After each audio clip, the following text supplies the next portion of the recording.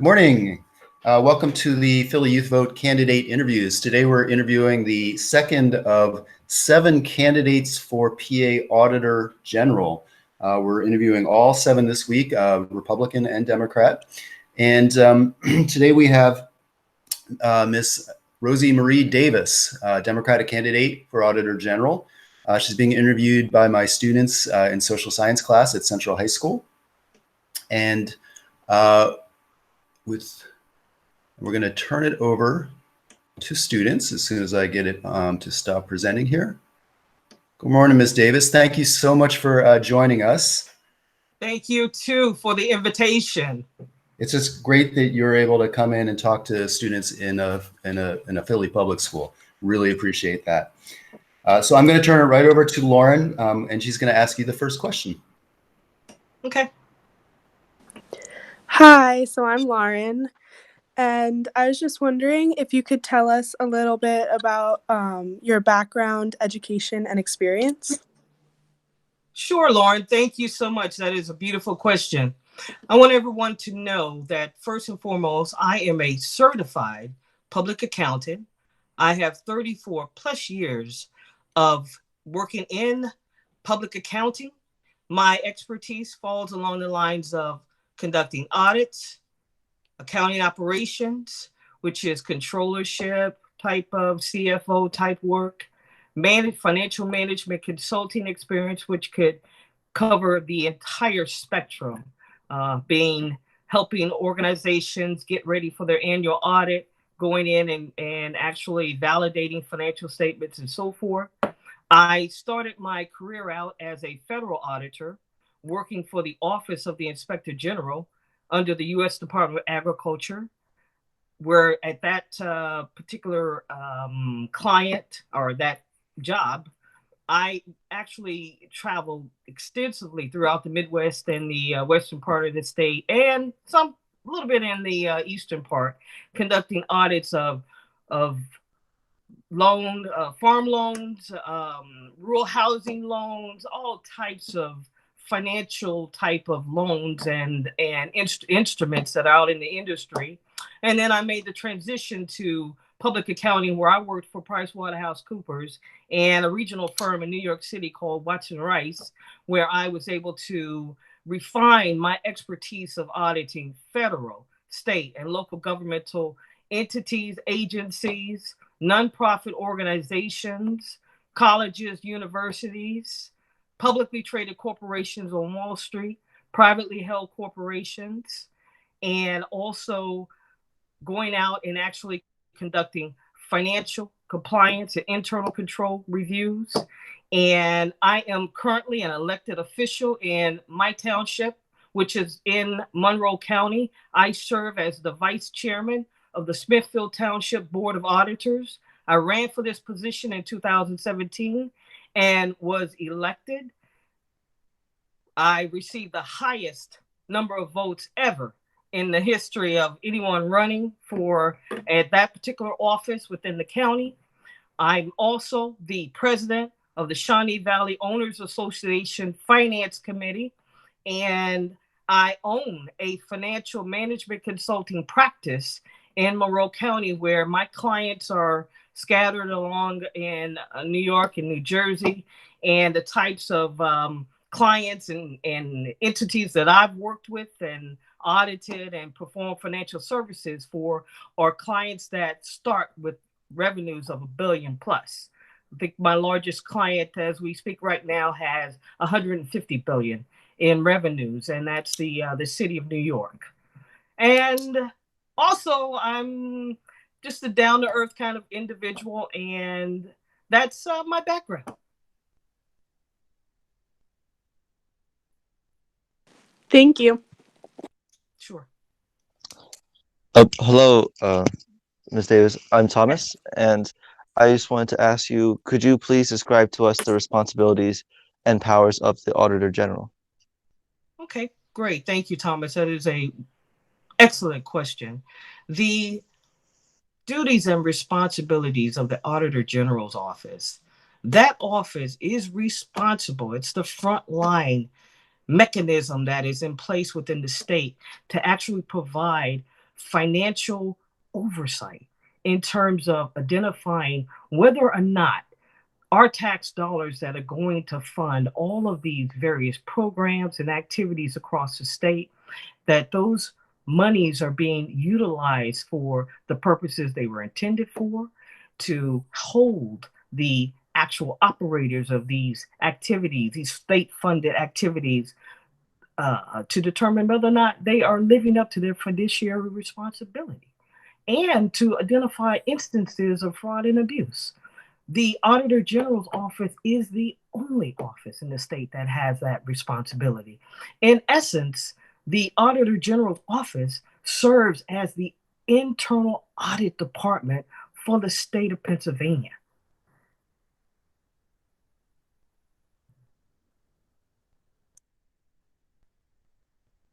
Thank you, Oh, I Tom. see. Thank you very much. I appreciate it. Hi, my name is John. I was wondering, why are you running to be Auditor General? Was it like something that attracted you, or how did it come to be? Okay, great. That is an excellent question. A couple of things happened. First and foremost, I initially ran to be on the board of auditors in my township because I was just tired of driving across these rickety, raggedy, pothole infested roads. And I had an opportunity to take a look at the township budget, the county budget. And then I see a situation where, because of my financial expertise, I see where dollars that are set aside for road repairs and so forth it's not being spent for that effort. And so I ran and was able to resolve that situation by identifying, look, if any monies are going, as an auditor, any monies that are coming out of that pot of money needs to be utilized for the purpose that it was intended for. Now let's fast forward. Reason why I'm running to be the next Auditor General is because of, one, school funding inequalities, because I see the disparity that's happening across the state. And I know that education is the core item or activity that is going to help elevate any type of person into a future. You can't have a reasonable, prosperous future without a foundation, a solid educational foundation. And I see the disparity that's happening. And as Auditor General, I want to be able to take a look at the funding streams, the funding mechanisms that are in place that is utilized to actually determine what type of funding goes left and right to each of the various districts, all the way from the top down.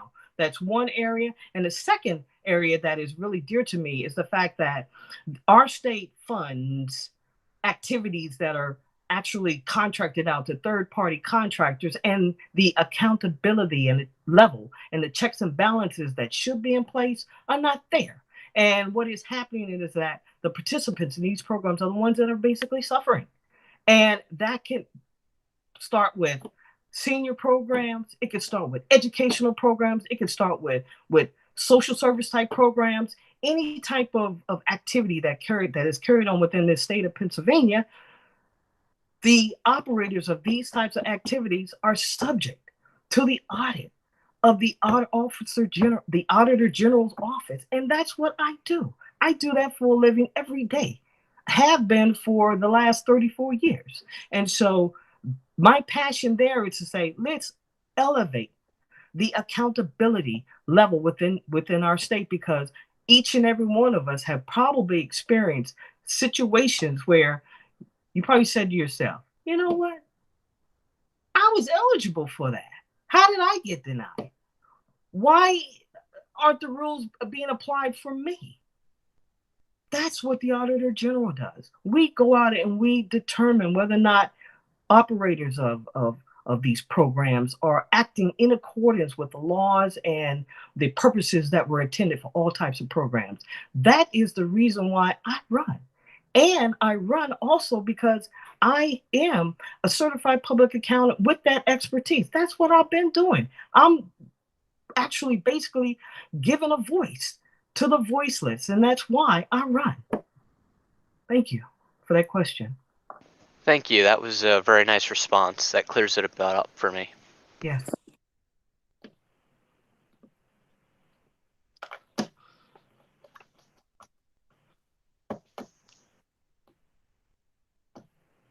I don't hear anything.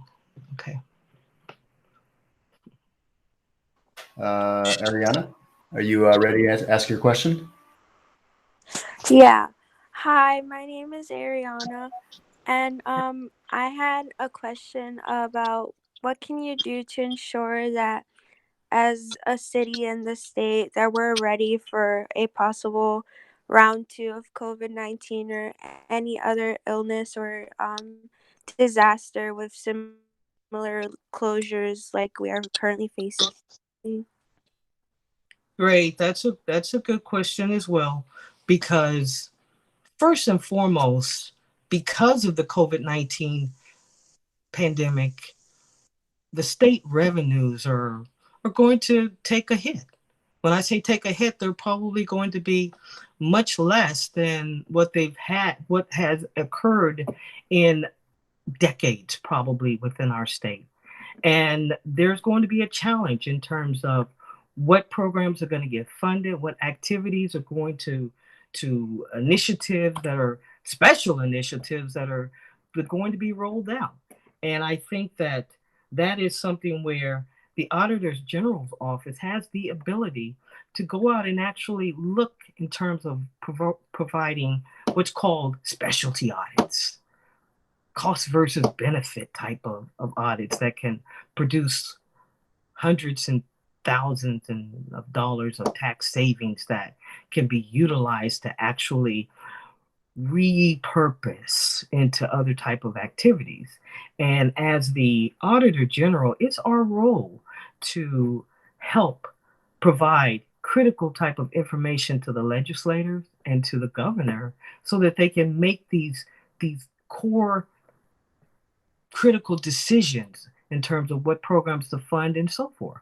And so as the Auditor General, that's our role to provide them with that type of information. And one of the areas that is very interesting to me is the fact that there's been thousands and thousands of dollars repurposed from the state coffers to provide economic enrichment type programs to all types of businesses and individuals and so forth across the state. Now, as the Auditor General, one of the things that will happen is that my team will go out and determine whether or not those dollars were used according to the plan that was intended. Because understand, there is a lot of pain going on within our state. That is true, and that is a given. However, the folks that have the fiduciary responsibility to disperse those funds are the folks that are determining who should receive the monies, who shouldn't receive the monies. My role is going to be to determine, did you disperse those monies in accordance to the laws, and were the recipients the most eligible people to receive those funds? Because I know from my past, when I used to go out and audit farm loans, rural loans, electrical loans, all types of programs and loans that actually help folks out in the community. At times, those dollars aren't distributed to the most neediest. They're distributed along the lines of who they know. And that's not the core purpose of a lot of our state tax dollars. That shouldn't be the case. And that's why the Auditor General's office and that Auditor General must be an independent person that have no ties or affiliations that's going to say, I see that what's going on, and push it under the rug. That's not me. That's not in my background. And that's not the type of Auditor General that I will be when I reach that office. Thank you. Good morning, Miss Davis. My name is Sasha, and my question is concerning Pennsylvania taxpayers that pay $18 million a year for the Keystones exams that high school students have to take. I just wanted to know what is your stance on standardized tests? Do you feel like these tests provide a racial disadvantage or advantage? And do you believe that they are necessary? Okay, that's always a good question. I say that because I had to go through a lot of testing to become a certified public accountant. And as a matter of fact, historically, I used to own a educational services company that actually helps students to achieve and excel in those standardized type of tests. And I recognize that at times the creators of those types of tests, there are all types of impediments that could be factored into those types of testing. However, it does provide the reader of those types of tests a sort of an evaluation in terms of skill set and so forth. So, in terms of being able to actually, with one swoop, eliminate those types of tests for students, as the Auditor General, that's really not within our scope. However, one of the things that the office can do is to ensure that the types and creators of those type of testing is providing equitable and reasonable type of tests that factors in all of the various elements that need to be there so that the ultimate result of those tests are reasonable and fair, because that's what we all want. We all want to be able to measure and determine what our expertise and our ability lies. And I know you as a student at times probably would say it's too much testing going on. And I agree. And it should be a situation where the tests that are given should be required and necessary. And I think that is a situation where it involves some reevaluation of the folks that are actually putting those types of tests together and mandating such tests. So that's the my take on the testing perspective, because that falls out of the Department of Education, and I do know that you can order certain types of elements of that are should be built into those tests. And as the Auditor General's office, we can look into that situation to determine that there are those types of elements built in there, factors, you may say, that extraneous factors that affect the minority community, or the factors, environment, and so forth that each individual student is experiencing. And I think that's something that should happen. Thank you so much. Mm-hmm. It's Thomas again. Yes. I was wondering for how important do you think it is how important is student safety in the communities they go to school in? How would you go about making communities safer for students who perhaps walk or bike to school? Yes. Oh, okay. Okay. That's a good question. But as the Auditor General, it's our role to conduct compliance and audits to determine whether or not the type of programming that exists out in the community is within reason, especially when we're utilizing our tax dollars, all of our tax dollars, to pay for these types of efforts. And the Auditor General's office at times can conduct specialty type audits that can determine whether or not, if this plan or this activity or this law or this situation is put in place, what is the effectiveness of it? What is the reasonableness factor that's happening? And that information in turn is collected and presented to the stakeholders. That's you, me, the legislators, the governor, to give them some insight into letting them know, listen, you need to enact X, Y, and Z that's going to have a global impact, that's going to be a good thing for the residents of our state and citizens and so forth. So that's my take on that particular issue. It's being able to look at the situation in an independent way, assess the effects, and to present that information to the stakeholders. Thank you very much. We appreciate your clarity. Yeah. Hey, Ms. Davis, my name's Job. Okay. And I'd like to ask, what can you do to provide more resources for students' mental health? Okay, great. That's a very, very good question, because I have a disabled mother that I take care of, and I do have some nieces and nephews that fall along those lines of being challenged in a way. And I believe that the Auditor General's office is responsible for looking at the auditing the providers. These are like third-party providers that are out there delivering the types of services that should help and enable all folks to be able to realize and function at their full potential.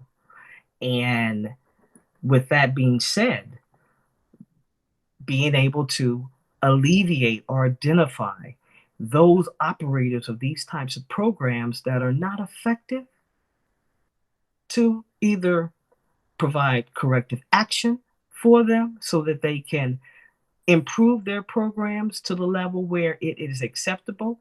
And if they cannot meet those challenges, to find other operators out there, quality operators out there, that will be able to pick up and deliver to mentally challenged, physically disabled individuals, so that they can actually take the resources that are put into these programs and be able to flourish. And I think that's what the Auditor General's office is definitely for, because that happens so many times, that third-party operators that are out there providing these grossly inadequate, substandard programs are left out there to continue taking our tax dollars and functioning and providing these inadequate type programs, and in a sense damaging the participants that are in the program. Why does that happen? Because a lot of times, a lot of these programs are operated by friends of friends of friends that are given these types of programs and left unchecked because they're friends. One hand washes the other. And that kind of situation can only be rooted out by the Auditor General's office, because we are the only office that will go out and provide that kind of audit and that kind of feedback to folks like me. I'm a stakeholder, you're a stakeholder, legislators, and the governor's office as well. So that's my take on that.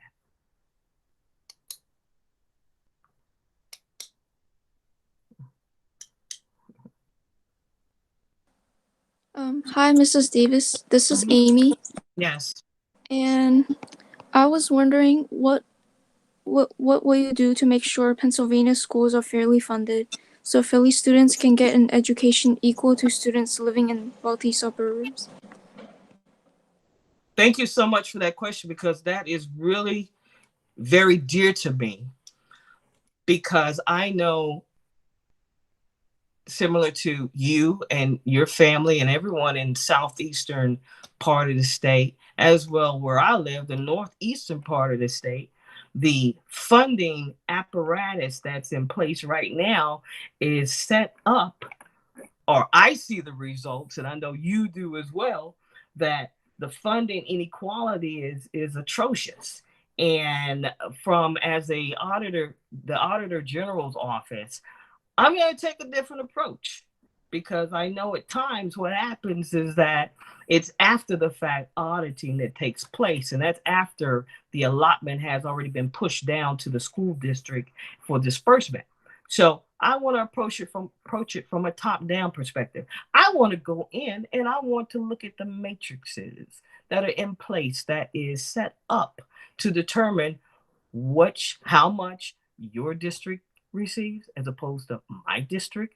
What are some of the components that are built into the computer matrix that is used to actually determine what my allotment is going to be as opposed to the next school district's allotment? Because at times what is happening is the fact that, especially in my area, and I've also seen it in the southeastern part of the state, we fund our schools 80% out of our pocket, and the other 20% is coming from the state. Now, why is that? Especially in Philadelphia, where the head count of students is so much larger. It seems like the allotment should be so much larger so that you have more funding that you're able to utilize and spread and provide the kind of educational opportunities that are necessary.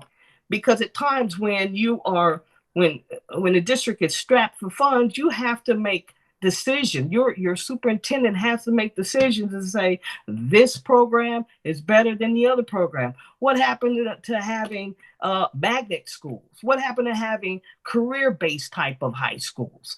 These are things that should be funded with our tax dollars, that would flow down to the schools. But right now, because there's a limitation in terms of what type of funding that comes down to the schools, you can't afford that.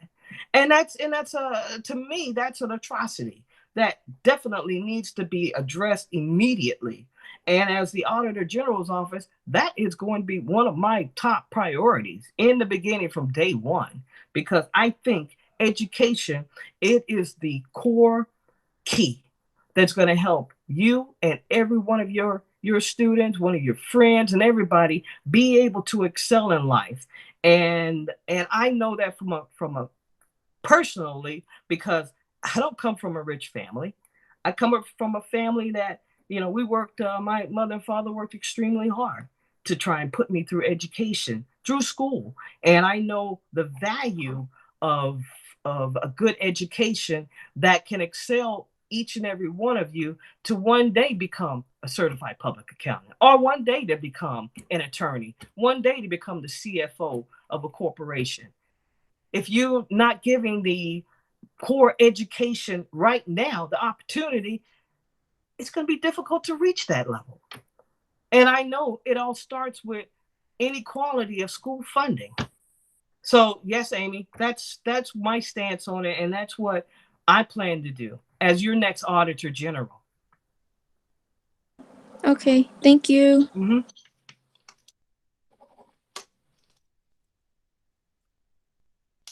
Mr. Quinn, am I next? I think I'm right. Okay. My name is Eleni, and I was just wondering, what's a fact about yourself that you would call like a fun fact, like an interesting aspect of yourself that you'd want to share with us? That's always a great question. Really good one. I would like to say, first of all, I'm a history buff. I love history. American history, medieval history, European history, American history. And the fact that Philadelphia is filled with all types of American historical facts. And that's kind of one of my characteristics that I like people to know. I think the other thing is that I am a pet lover. I have two little Jack Russells, the Russell Terriers that keep me busy.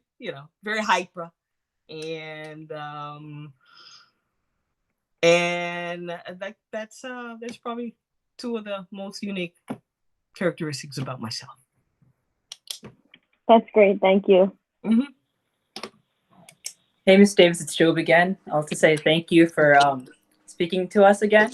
Yeah. And for our last question is, I would like to ask, why is it important for young people to vote? Okay, that's a really good question. I believe that it's extremely important for young folks to vote because you want your opinions, you want your interests, you want your needs to be heard. You want the folks that represent you, and especially you want the Auditor General's office to be a advocate, to come out there and address and fight for the issues that are most important to you and what is going to help make your life better over the long haul. And that can only happen if you go out and support individuals that embrace what is important to you. And as a young person, I remember when I first voted with my parents. And it was a situation where you go in the booth and you say to yourself, I don't really know any of these people. However, I know it's important to vote. And so you go in and you just vote straight ticket, straight Democratic ticket. Well, now that's not a possibility because straight ticket voting is no more. So it's a matter of being able to now say, you know what? I want to choose the very person that is going to represent what is most important to me. And the only way for you to exercise that power is to have a thorough understanding of what each person stands for, what is their educational background, what kind of expertise or what experience, what do you bring it to the table? Same if you were going out for a job interview. You look at it and you say, wait a minute, I want to be the next Auditor General. But if you haven't conducted an audit before in your entire life, if you don't have an accounting degree or a certified public accounting license, you would probably say to yourself, I don't think I'm really qualified for that job, but I'm going to try and go for it anyway. And that's what we're all dealing with and facing with at this time right now. It's that being able to embrace and support qualified people for these jobs. The Auditor General's office, that is a job that requires expertise. And I want to end with saying, would you hire an attorney that didn't have a law degree? Would you call them up and say, hey, can you handle my case? Or would you hire a surgeon general or doctor to perform medical procedures on you if that person didn't have a medical degree? I don't think I would even go anywhere near them personally. So being an Auditor General requires an individual that has some form of fashion of audit experience. Number one, actually conducting audit experience, some kind of financial experience at least. Have you seen a balance sheet before, a P&L? Do you understand anything about finance? So these are the decisions that the Philly youth, all youth of today, are making these kind of decisions because we are the people that are going to enact and review laws that are going to have a direct impact to your daily life. And so it's important that you select the best that money can buy. And that's my take on why you should vote. Not only you, but everyone should vote and take and consider every race as important, because at the end of the day, the local offices have a direct impact to your daily life, even more so than some of the some of the national type races. Of course, in a broad perspective, they do, but from a personal perspective, the local races, the local candidates, the winners of these races have a direct impact. So you want the best. So that's my take on that one, Joe. And thank you so much for the question. Thank you. Thank you, Ms. Davis. Go ahead, Joe. Oh, thank you, Ms. Davis. I really appreciate you coming in and talking to my students, giving them a chance to talk to you. I think that's so important that our candidates and politicians come in to our schools and meet with our students and see what we're up to. So I appreciate that. Thank you very much. Thank you so much for the opportunity. And please tell the students, please, you can check out my website at www.rosiemdavis.com. And that's ROSIE. Okay, thanks.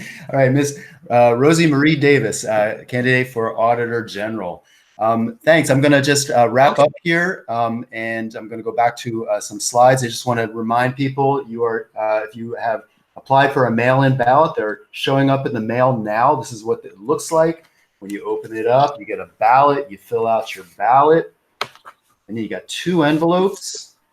And then you've got a description of the ballot measures and instructions. It's important to follow those instructions exactly as they're written. It's not hard, but you've got to make sure you put your ballot after you mark it into the first envelope and then into the second envelope and fill out the declaration on the back, okay? Otherwise, your vote won't count. So please make sure you do that. I'm going to now jump over to my presentation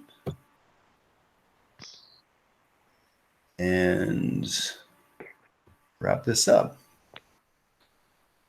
Present.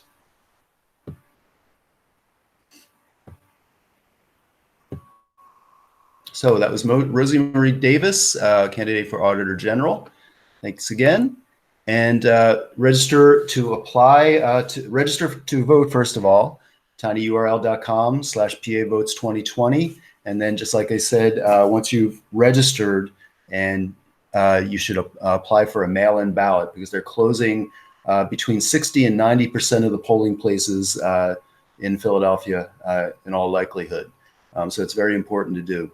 If you are interested in helping to register students to vote, you can join up with Philly Youth Vote, Vote That Jawn, or When We All Vote. Vote That Jawn is doing this Saturday from 5 to 8 is doing an online house party with local DJs, including DJ Jazzy Jeff, old school, and a lot of younger DJs as well. And so please join us to register peers around the city to vote. Thanks again. And students, appreciate you coming in, and thanks for all the questions. Have a great day.